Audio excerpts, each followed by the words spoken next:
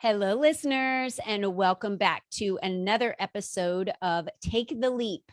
I am your host, Colleen Biggs, and today we are going to jump into the subject on effective leadership. I know we're going to get into communication as well, which is probably one of my favorite topics that we could be discussing. And we have an awesome guest here today. Holland Haiis is with us, and you will get to meet her in just a minute. Before we get to that, I would like to first thank our sponsor, Melissa Deely, with your guided health journey. Did you know that your body speaks to you? It doesn't speak in English, it speaks in symptoms, trying to alert you to the fact that something isn't quite right as it asks you to pay attention and do something different.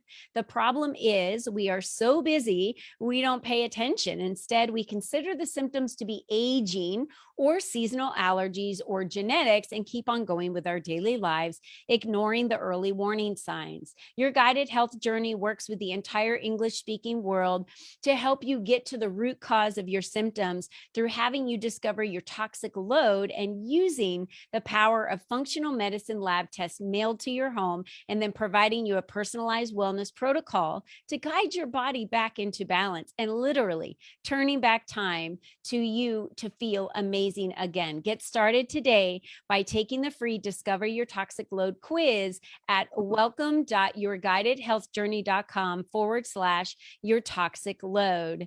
You will be able to feel better soon. Thank you so much for our sponsor, Your Guided Health Journey, for sharing that with us. Now let's get to our guest today and jump right in. And as a reminder to all of you, if you love our show, want to connect more with our guests, are interested in learning how you can find out more about the LEAP community and Colleen Biggs, please visit www.colleenbiggs.net and you'll be able to click on the community for the LEAP community. Holland Haiis is a workplace strategist helping individuals and businesses improve effective leadership, leverage influence, and increase their quality of life. She is a sought-after speaker, award-winning author, named one of 100 global thought leaders, and a TV host. And Holland, welcome to the show. Thank you so much for having me, Colleen. I'm very excited to dive in and have a fun conversation today. It's going to be amazing because I know your past. You and I have talked before. I was intrigued so much about what you do and how you move people through the process, but it hasn't always been this way, has it, Holland? You yourself have done so much growth and learning. You've moved around several times. Let's get into what it was like in the life of Holland before you really started leading with this purpose. Oh, I love that. So if we go way back, and I invite your listeners to think about their journey while we're talking about this as well, and where you've come from, what that journey has looked like to where you are today. And it's very rare that any of us, and myself included, have really started off with the intention, the purpose of what we thought we were going to be doing, where we are now and what it is that we're doing. And so for me, way back in the day, it was acting. And then from there, I transitioned into HR at a law firm. And then from there, I had a consulting agency. And what's interesting as I look back is there has been this thread, whether being on stage in a theater or whether being on stage as a speaker or a corporate trainer, there was always that thread of taking people on a journey, loving the opportunity to help people clarify what issues they're having, where they need to do more self-discovery. So again, it's very similar acting. And then when you're coaching, consulting, and training, there really is this arc of similarity. So it's not a surprise that I'm doing what I'm doing today. I'm glad that you said that because, I had never been a speaker on a platform where I was there maybe to motivate or inspire or a keynote speaker, but I had been on hundreds of stages, quote unquote, during corporate America doing trainings, and simply is the same thing. right? You're giving someone direction, you're taking them on a journey, you're assisting them in reflection of what's going on in their life, just like you did today, Holland, when you said, I want you to think about your journey and your life. And really, our leadership, wouldn't you say, is a culmination of, our experience, our history, our skill sets, our knowledge, our education. And that's what molds and creates the type of leader that we are today. But I know there's more skills that can be applied to that, right? 100%. Yeah. Yes.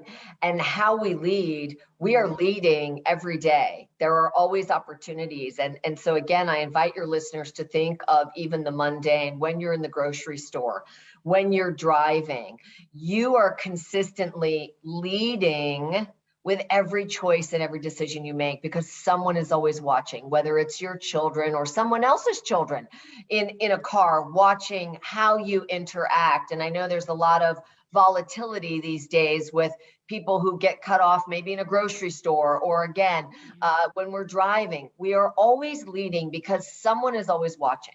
So this takes us into thinking bigger picture, beyond how we are at home, in our communities. How are we in our jobs as well, and how we work, and what does that blueprint look like as well? And so when we think of always leading, it becomes much easier to be a leader because it becomes natural for us.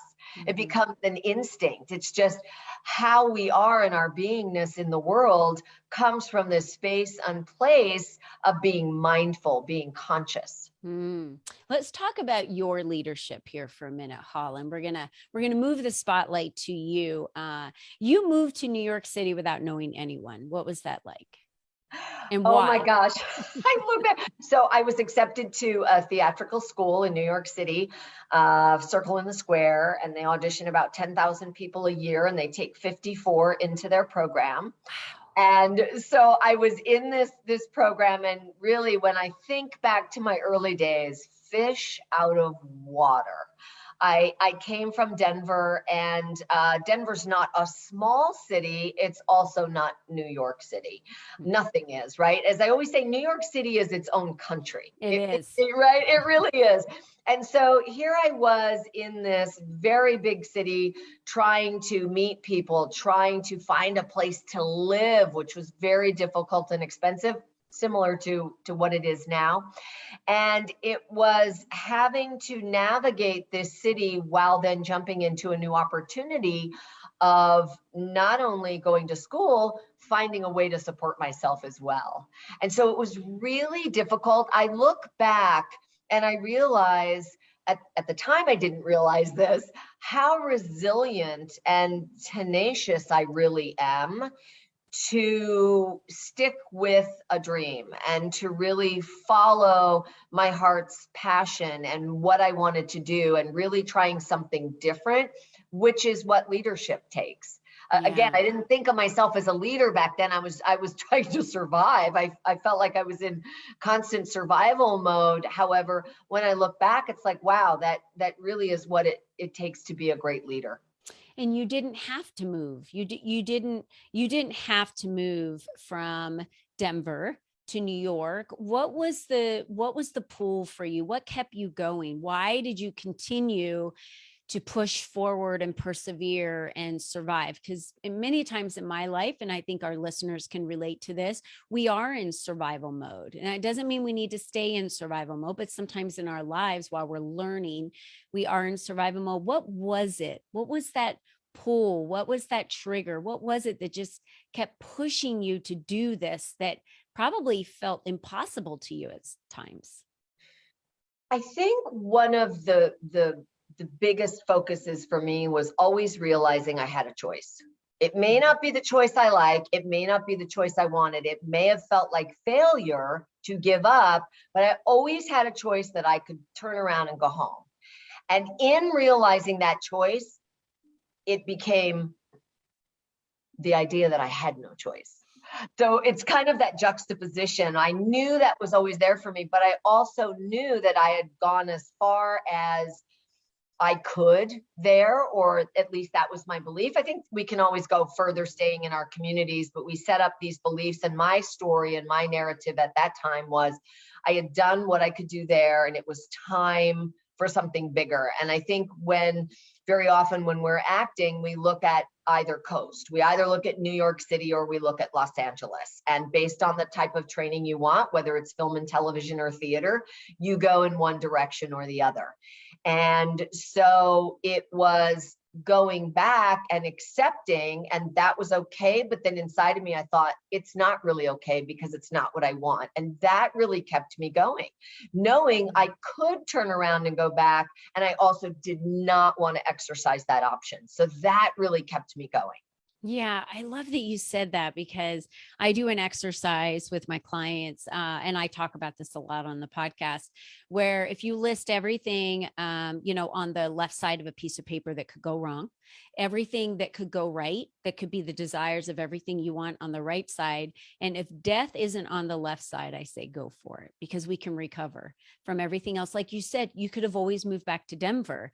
And I did that when I left my corporate position. It was like, well, if I don't have the money to pay for my mortgage, I could always sell my house, right? I don't need this big, expensive house. I could sell my house. I could move into an apartment. My husband and I would live just fine. So all these options, I could go get another job, right?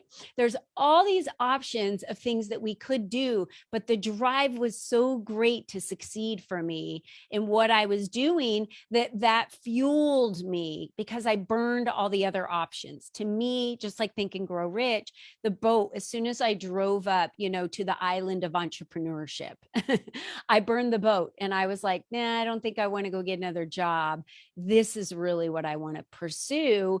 So I want to deepen my soul to make it work. You want to deepen your soul to make it work for you in New York City. So, I mean, you moved around 9 times, you said, in the first year and a half. Year and a half. I mean, let's talk about that. Why? Why did you?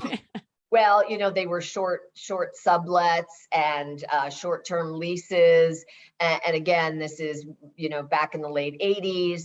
And then I remember getting an apartment that I thought, oh, I'll be able to stay. And I didn't understand illegal sublets at that time, because that really didn't exist where I came from. And it was an illegal sublet. And of course, no one rents their apartment saying this is illegal. So I came home one night. I been in school. I had rehearsals at the end of the day. I came home. I didn't have to work that night. And as I came up the walk up, it was like crime tape.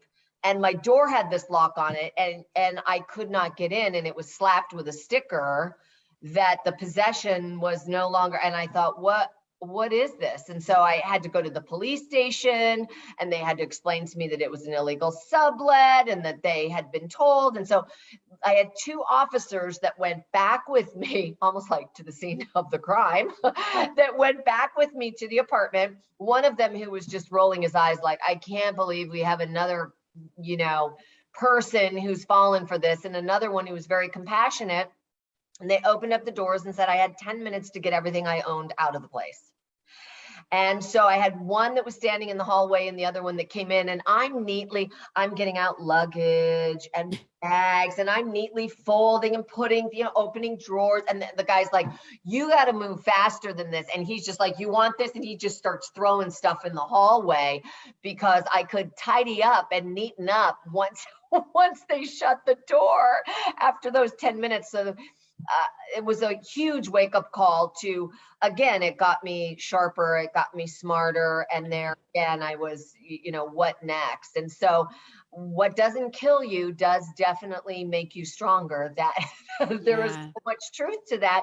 And again, realizing, okay, I guess I would just leave. And it's like, I'm not leaving. The school year's not over. I've paid a lot of money for this program. I'm not leaving and giving up. And so it almost gives you that where you're just so angry and so upset. You are not going to give up. You're just going to fight all the harder thing. And that really was in me as well. And so I just kept moving around to find what I needed, and there wasn't a lot of it. So I just had to move. And I can tell you, you pare things down. You get rid of the extra, because it seemed like every time I moved, it rained or snowed that year in New York City. And so bags and boxes would break, and I would just see things, on the sidewalk, and I would just stand there and go, oh, well, I can't, I have nothing to put them in. I'll just keep loading the taxi.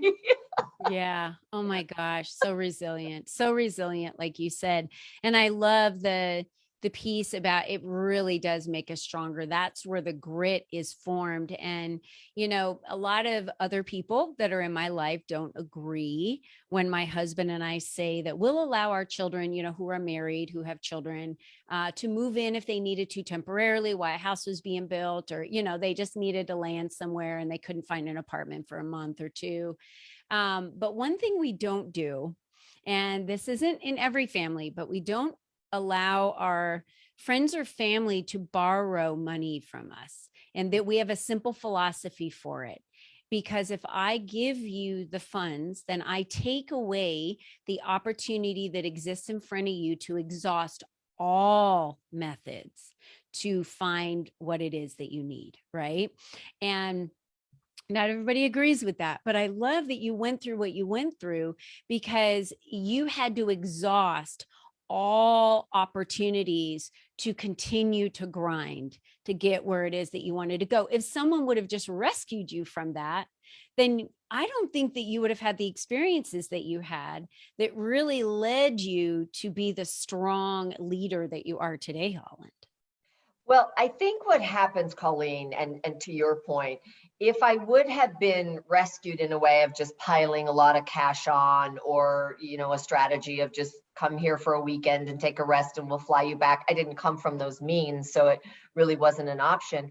I think, though, when those options are so readily available, what happens is the escape hatch in the brain is always working at least 50% of the time, escaping in a way that you don't have to be accountable for, that you're not losing anything. So you see, that was my money that paid for the program. So certainly the home would be open and I could always go back. And my mother had made that really clear. However, it wasn't as though when I walked in the door, if I lost tens of thousands of dollars, that she'd just be standing there passing out the money saying, don't worry, darling, figure out the next thing that you want to do. That money would be gone. The opportunity would be gone. Yeah. The money to have paid for the opportunity would be gone. I would be in debt. Then getting back home and shipping things back, I'd have to find a way to pay for that. So when you start to realize that you don't have, to your point, that someone is not funding you, that someone is not taking care of that, it shuts down even wasting time. And it is a time waster to sit and think, do I make that phone call? Do I ask Colleen, will she get mad at me this time? Do I promise her a 3-month payback plan or a 6-month or a 9?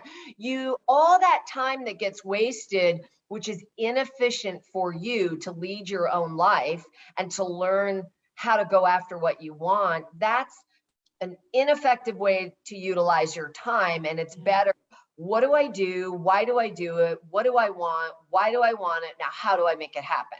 Yeah. And for me, it meant, okay, I've got to get a job now that is more than the weekends. I need a couple of nights a week because I've just lost some money. And so now I'll ask, is this an illegal sublet? And I'll make somebody sign a piece of paper on that. And so we learn these different skills as we move along based on what's happening in real time.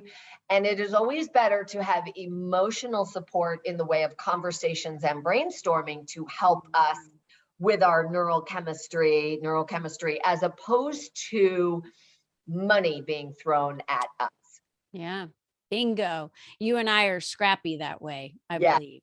Yeah. I always use that about myself. I went to the school of hard knocks, so I get it. I know exactly what you're talking about. So I'm sure you have a story of a client that you can share with us that, has really become an effective leader, and maybe has changed up their communication or belief in themselves from where they were, and how you got them there. Do you want to share that story? Something that just, sticks out. Sure. So as you talk about communication, and I love that. And I work with so many business owners and entrepreneurs and those in the C-suite and their elite teams. And what I find over and over again, and I wonder if you do as well, Colleen, is this consistent thread of lack of or poor communication. Right. And so what I so often want people to do is really get clear on the intentionality of why you're having a conversation. Because if you're having a conversation, and for some of you listening, this may resound, you've either been that person or you've been on the receiving end of these type of people. When you want to have a conversation around getting someone to feel bad or guilty or shaming them or browbeating them, that is not effective, because our brain, right, the amygdala gets hijacked. We go into fight, flight, or freeze, and you are not getting through to that person. You may think you are because they're sitting in front of you and they're being very polite because they have to. Maybe that's your direct report or someone you work with on your team, and they've been raised in a way to just sit there and nod their head. I promise you, though, you are not getting through to that person, and you are actually burning your collateral with that person. You're burning that bridge. And so being clear and having an intention around why you're having conversations, what is the specificity? Too often I watch leaders say, well, we failed on this, so what was your part in it? Ouch, that doesn't make me want to be very forthcoming and say, well, I failed at doing blank. It doesn't allow someone to step up. And because that's very confrontational, and it places us in a mode of being embarrassed. And what I've worked with so many leaders on is getting that intentionality clear. And then from there, taking that step to, we don't have to have conversations where we need clarification and have it be combative. Too often people will say to me, well, if I'm trying to clarify where this ran into the ditch, that's combative. And I often have to say it's combative only based on your tone and your intention. And if my intention is to embarrass you, if my intention is to make you feel inept and inadequate, then that's going to show up in my languaging, my tone, my body language, versus if I'm truly coming at this from a place of curiosity and really wanting to understand. So together, we can come together, we can minimize that collateral damage by making sure that as the project moves forward, or as we move into the next phase of implementation, that it doesn't run off into the ditch again, by understanding how it ended up over there. Yeah. I'm thinking right now, so many managers, and supervisors and CEOs and VPs right now watching this in corporate America are thinking, wow, we need Holland in our company. Because there's number one thing, it's always the disconnect of communication, right? And I saw a video the other day, and Simon Sinek was one of the first people when I started my personal development journey in corporate America that I started following. And I love that he talks about empathy for people, right? If you were to approach someone and say, you didn't hit your numbers and this is the third quarter in a row, and I can't guarantee that I'm gonna be able to help you out next quarter, so your neck is on the chopping block. Right? That doesn't really help that person learn to succeed, right? No. But if we were to ask them, hey, what's going on? How are you? Yeah. Something going on in your life? Where can I help you? Right? And that's that effective leadership and communication that you're talking about, which is really, I feel like it's just that authentic conversation and having that intention, like you talked about, behind it. Yes. In any conversation. I have helped so many organizations and individuals as we are in our, entering that third year. We're actually in that third year of again, this upheaval in corporate and the pandemic fallout, and really helping them to help their people and themselves to process the trauma. Yeah. No one is talking about that. And it's almost as if, again, it's a dirty little secret. And what we don't realize is this is one of the first times, I think it's probably, if we really look back historically, it's probably the only time that when we think about every single continent, not the penguins, but maybe they're in trauma too. They probably are as the ice melts. So, it is something that all of us are experiencing, whether it's at a 1 or a 10. Every single person has experienced some level of trauma. Yes, ma'am. During this pandemic. And so when you stop and think about what are we at now, 6 billion, 7 billion, whatever that number is, that is a lot of people. And when you just stop to realize continents, countries, cities, different cultures, socioeconomic backgrounds, all of, educational backgrounds, every one of us at a different level, this has impacted us. And we're not taking time as business owners to sit down with our teams and do some processing. Mm-hmm. And that is the most basic of communication, because if I don't know that someone special has passed away for you during the pandemic, how on earth can I possibly support you over some of these areas where, what if we have a project that is all about, we've titled it death and the recovery of, and every time we say that word, it's impacting you. And I don't know to maybe say, hey team, maybe we find a better word, because Colleen has experienced this with family, and this one's experienced, and Matthew's experienced, and Juanita's experienced. And now we come together and go, oh, how about we find a more user-friendly, because if it's impacting our team, imagine what that will be like in the world. That is leadership and how we're communicating. And we can't do that if we don't have that EQ and that trust with each other to really have that safe space and place to unload what we're experiencing.